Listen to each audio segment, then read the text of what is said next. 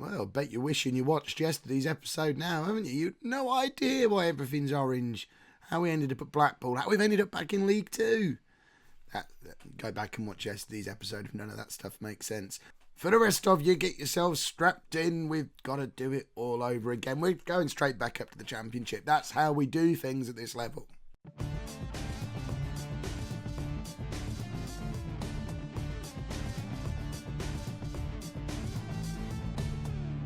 Hello and welcome to Season 9, Part 1 of Non-League to Legend. I'm Kev, and coming up on today's episode, we've got our first game in charge of Blackpool. We're away against Port Vale, one of the teams who turned us down. In fact, the first 4 games are all against teams who turned us down. I've only been at the club 2 days. The transfer window slammed shut as soon as we arrived, so there's been no transfer business, just as well because there's no money anyway. And as you can hear, my voice is still no better. I'm going to have to sound fairly bland, because when I'm talking blandly, I can do it all right, and my voice doesn't disappear. It's when I try and get excited, raise the volume even a little bit, then the voice just seems to disappear on me. So apologies if I sound a little bit dull. We're only going to do one match today because of it. I just want to introduce you to the new squad and give you a little taste of what Blackpool's going to be like, but we don't want to go charging too far ahead when I can't really speak about it.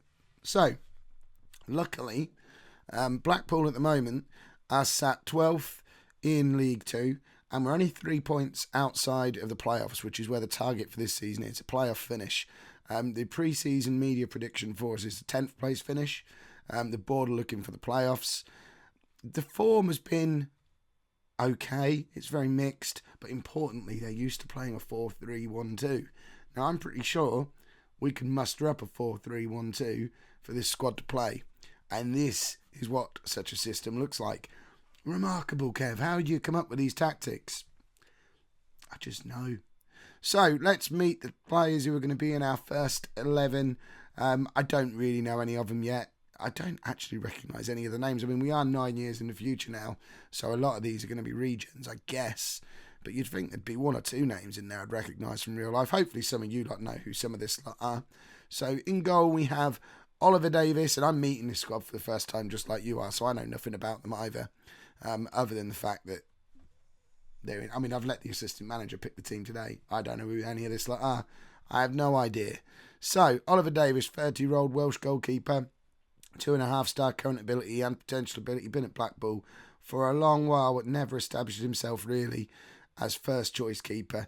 You could argue he maybe did 8 years ago, but since then he's very much been the backup around these parts, which I guess, no, because he's a winger. Perhaps the main man's injured. Have we got another goalkeeper? Perhaps we've sold the other goalkeeper. Who knows? Our back four, we've got Enea Sana at right back, 28-year-old Italian who looks like quite a decent player. League 2 Lazarov maybe. 3.5-star current ability and potential ability. Joined Blackpool this summer from Mansfield for money, actual cash money, changed hands. Been around about League 2 his entire career. We need to get more assists out of him than 1 in 20 games if he's going to be a Kev right back. So we'll have a little word with him and get him to start whipping in some crosses. Cameron McJanet is going to be our left back, 26-year-old English fullback. Again, looks like a good fullback. 3.5-star current and potential ability, came in from Plymouth. Again, for money. For a team that are supposedly skim, they don't mind throwing money around, do they? We didn't have this kind of money to spend when we were at League 2 with Southend. Charlie Good is one of our centre-backs, 29 years old. He's called Charlie Good. He really isn't. 2-star current and potential ability, just not good enough.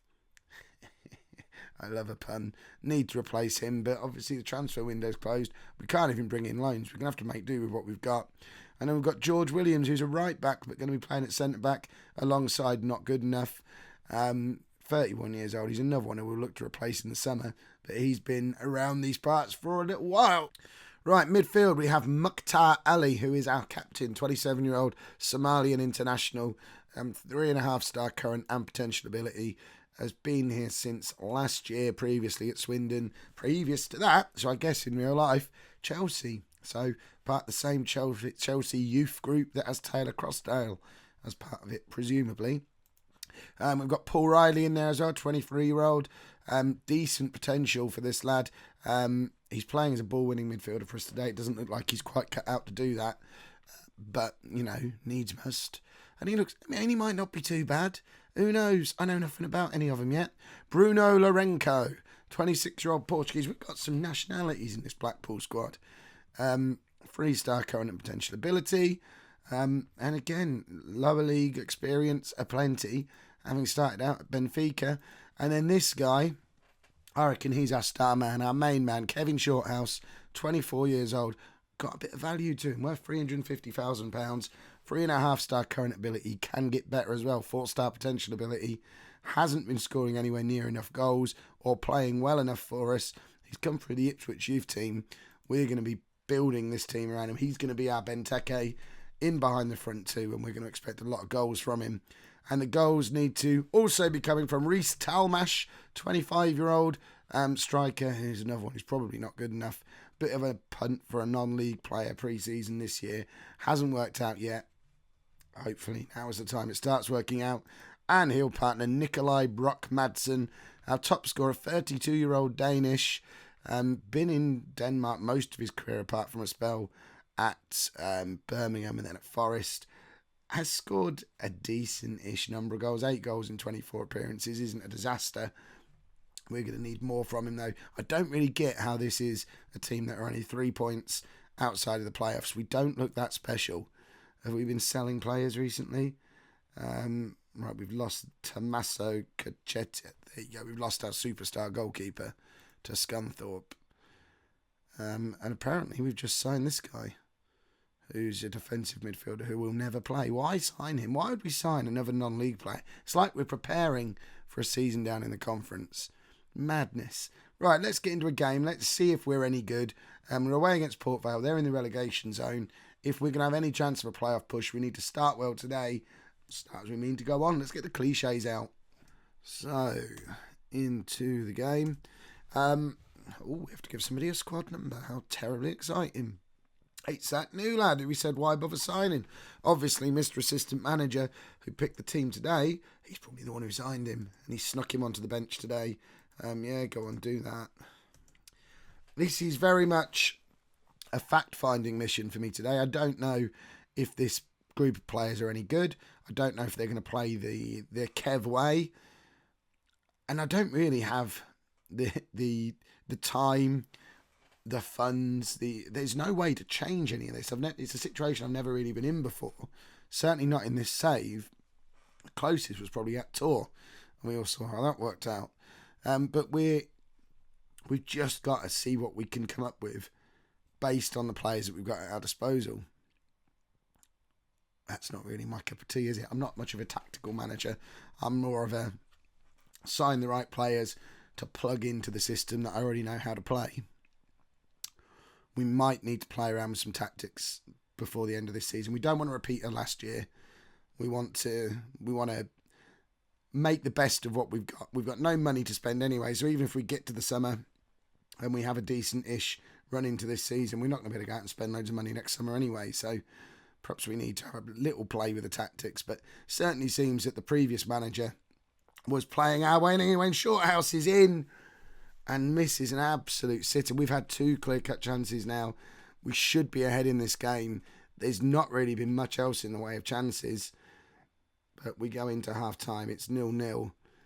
We need to do better in this second half. And this is a big worry for me. I worry there's not going to be enough goals in this squad. I don't get where the goals have been coming from all season. I guess we're a team who must have been keeping it fairly tight at the back and making the most of attacks when they happened, which we're going to struggle because we haven't got the goalkeeper to help us keep it tight at the back anymore. And we've had 2 really good chances today that we haven't capitalised on. But a cross comes in here. Brock Madsen's in. And there you go. We are 1-0 up now just after half-time. It's his 11th goal of the season. That pushes us all the way up to 9th place in the league if things stay as they are. Which, that's not a bad start, is it?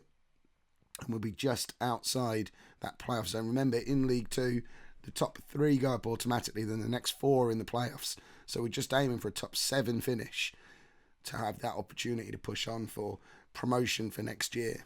I've just noticed as well when I cut away for a coughing fit, Wayne Rooney's the Port Vale manager. He got that. They turned me down. They appointed him. Regretting that now, ain't you? There you go. They've had a player sent off as well. So as of right now, we're only 1 point outside of those playoff spots. And did we just win a penalty? I think we did. God, they've had a player sent off and given away a penalty, all as part of the same move in 2 separate incidents. So Lourenco with a chance to make it 2-0, and he hits it straight at the keeper, who does his best to turn it in off the post, but can't quite get there. Hopefully, we've not left the door ajar enough for them to get back into this game, because they should be dead and buried by now. We've had 4 clear-cut chances. They've not even had a shot on target yet, but with half an hour to go, we're only 1-0 up, and there's always the opportunity for them to just snatch a goal against the run of play and upset me in my first game at the new club. So let's see what we've got in the way of things to come off the bench. Mr. Shorthouse, who's supposed to be the superstar for us, is not having the best of games. Let's take him off and just give him a little reminder that he's not an automatic play every minute of every game player, because nobody is around these parts. And Lourenco, for his missed penalty, he can come off and be replaced by him. Right, confirm those changes. Have a drink of water to try and stop myself coughing. Ooh, delicious. And here they come. They're against the run of play nonsense that we were worried about. But McJanet gets the tackle in. Shorthouse with what's going to be his last kick. Finds the young lad Telmash, who gets his second goal of the season, our second goal of the game. And hopefully that's enough to wrap things up now. And that was a good move. It's a good pass into space from Shorthouse. And a good finish from a player that we've already identified pre-match as probably not being good enough. And we were a little bit worried. He was one of those non-league pre-season gambles. But if he keeps scoring goals for us, we don't care how he ended up here. And we were in again there. We've had 6 clear-cut chances today. I know Port Vale are a poor team, but we're playing really rather well. And if we were playing like this 6 games further down my time at the club, I'd like to think that by then we'd have mastered scoring some goals as well. And this is the sort of game we'd be winning 4 or 5-0. It feels like we're back at Hamilton. We've got a team who are playing properly again. This isn't any of that nonsense we had at Tor. I know we're playing against a poor side, but we never had a really good performance like this when we were at Tor. But that is a very solid 2-0 away win. Port Vale have only had 1 shot on target in the entire game. We've had 6 clear-cut chances, and we're now only 1 point outside of the playoffs. With loads of time to go this season. We're going up this year. I can feel it in my bones. If you've enjoyed that, please make sure you pop a like on there for me. It's the first game and the first episode of a new season, of a new team. That's got to be worth a like. Let's try and get to 500 likes on this episode. It really does make a massive difference to the searchability and the findability of the episode. So let's get some likes on here. Subscribe to the channel if you'd like to see more. And thank you very much for watching.